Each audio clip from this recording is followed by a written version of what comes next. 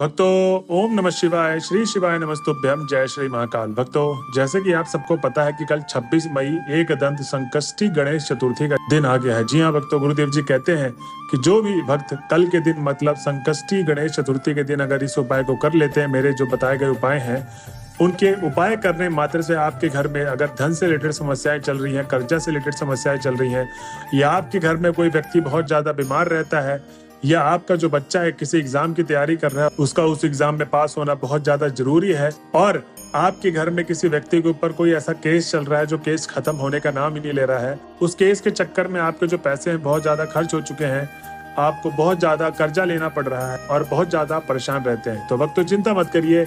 आज की जो ये वीडियो होने वाली है मात्र आपके लिए है। ये जितनी भी समस्याएं हैं आपके जीवन में जो मैंने आपको बताई है, वो सारी की सारी आज के इस उपाय वाली वीडियो में आपकी समस्याएं जड़ से समाप्त होने वाली। जी हाँ भक्तों, गुरुदेव जी कहते हैं कि जो भी भक्त एकदंत संकष्टी गणेश चतुर्थी के दिन मेरे बताए गए उपाय को कर लेता है, उसकी जो भी मनोकामना है वो अवश्य पूर्ण होगी और आपकी समस्याएं जड़ से खत्म होगी। तो चलिए चलते हैं उपाय की तरफ और जानते हैं गुरुदेव जी ने आज की इस वीडियो में क्या बताया है। तो भक्तों, आज के इस वीडियो को शुरू करने से पहले जो भी भक्त आज हमारे चैनल में पहली बार आए हैं और मेरी आवाज पहली बार सुन रहे तो चैनल कर ले सब्सक्राइब और बेल नोटिफिकेशन को ऑन कर ले, जिससे गुरुदेव जी की आने वाली अपकमिंग वीडियोस आपको मिलती रहे।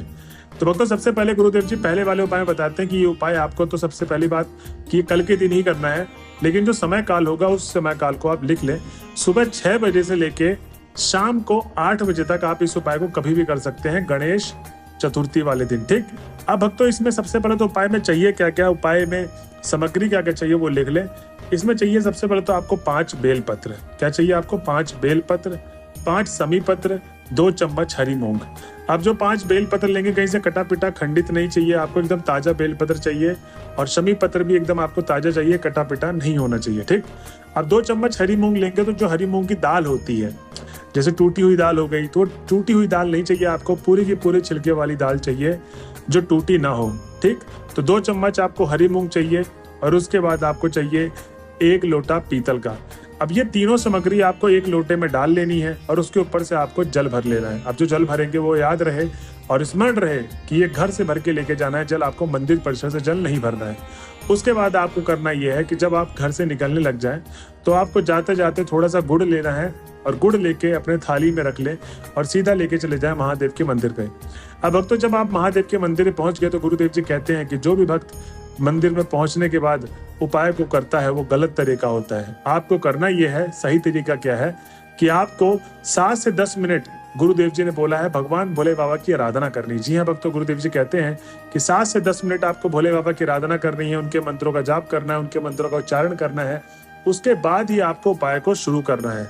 तो जब आप 7 से 10 मिनट भगवान भोले बाबा की आराधना कर लेंगे तब आपको करना यह है कि जो आपने 3 सामग्री लेकर गए थे, बेलपत्र, समी पत्र और 2 चम्मच हरी मूंग, वो 1 लोटे जल में आपने मिला रखा है।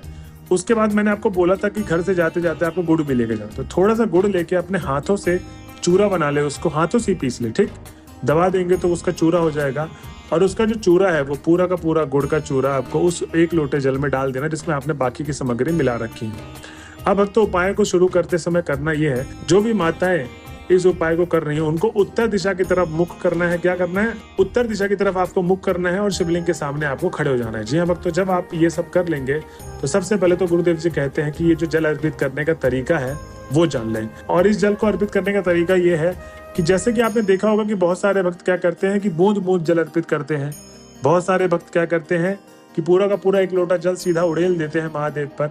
ये आपको नहीं करना है। आपको करना क्या है, जो गुरुदेव जी ने तरीका बताया है, इसमें आपको जैसे कि आपने देखा होगा एक झरना होता है, एक नदी होती है, एक ही स्पीड से एक ही लय से बह रही होती है, एक ही धारा बनाते हुए। तो आपको एक धारा बनानी है, ना बूंद बूंद हो ना ज्यादा तेजी से हो, एकदम बीच की धारा, मतलब एकदम ना ज्यादा तेज ना ज्यादा धीरे बनाते हुए धारा। आपको पूरा का पूरा जल महादेव को अर्पित करना है। जब आप जल अर्पित कर रहे होंगे तो आपको श्री शिवाय नमस्तुभ्यम का निरंतर जाप करते रहना है। ठीक, अब आपने ये सब कर दिया। भक्तों, गुरुदेव जी बताते हैं कि ये जो उपाय है वो किसके लिए है? धन के लिए है, कर्जा के लिए है, कोई बच्चा आपका एग्जाम देने जा रहा है, या घर में बहुत ज्यादा कलेश होता है, या आपके बच्चे का रिजल्ट आने वाला है। ये सारे उपाय इन समस्याओं के लिए है। तो ये माताएं जो करेंगी उपाय, आपको ध्यान ये देना कि अगर आप अपने घर के धन या कर्जा के लिए ले रहे हैं, ठीक, तो आपको अपना नाम और गोत्र बोलना है, क्योंकि ये आप अपने लिए उपाय बता रहे हैं। और अगर आप किसी इंसान की कलेश करने से तंग आ चुके हैं या आपका जो बच्चा एग्जाम की तैयारी कर रहा है उसके लिए आप इस उपाय को कर रहे हैं, आपको उसके बाद आपको करना यह है कि आपके बच्चे का नाम और गोत्र बोलना है। उसके बाद जो भी समस्याएं हैं वो आपको समस्या बोलकर महादेव से मनोकामना मांग लेनी है। भक्तों, गुरुदेव जी कहते हैं कि जो भी कोई भक्त मेरे बताए गए उपाय को कल के दिन एकदंत संकष्टी गणेश चतुर्थी के दिन अगर ये कर लेता है उपाय, तो आपकी जो भी मनोकामना है ये वो सारी की सारी मनोकामना अवश्य पूर्ण होगी। ठीक, अब हम चलते हैं अपने अगले उपाय की तरफ, जिसमें गुरुदेव जी बताते हैं कि जो कल का दिन है वो इतना ज्यादा महत्वपूर्ण क्यों है। इस दिन आपको करना क्या है कि जैसे कि गुरुदेव जी कहते हैं कि जिसके घर में कोई बहुत ज्यादा ऐसा कलेश चल रहा है, वो कोर्ट तक केस चला गया है, और उस कोर्ट के केस में एक तो परेशान तो आप रहते ही हैं, प्लस आपको दिक्कत क्या रहती है कि पैसा बहुत ज्यादा लेता है वकील, और बहुत ज्यादा पैसे खर्च हो रहे हैं, पैसे की दिक्कत है। और आपके जीवन में अगर आपने कोई दुकान स्टार्ट की है, उस दुकान को चलाने में बहुत मुश्किलात आ रहे हैं, मतलब बहुत ज्यादा दिक्कतें आती हैं और पैसे बहुत ज्यादा खर्च हो रहे हैं, लेकिन आपको प्रॉफिट नहीं हो रहा है, तो भक्तों चिंता मत करिए, आपको ये वाला उपाय कर लेना है कल के दिन। अब कल के दिन जब आप इस उपाय को करेंगे तो सबसे पहले सुबह ब्रह्म मुहूर्त के समय पे स्नान करके आपको गणेश भगवान की पूजा करनी है। अब पूजा जब आप कर लेंगे तो गुरुदेव जी कहते हैं कि कल के दिन ही आपको 21 दूब आपको लेना है। जो दुर्वा होता है ना, तो 21 दूब और दुर्वा बोलते हैं लोग। ठीक, तो दूब आप ले लें कितना, 21।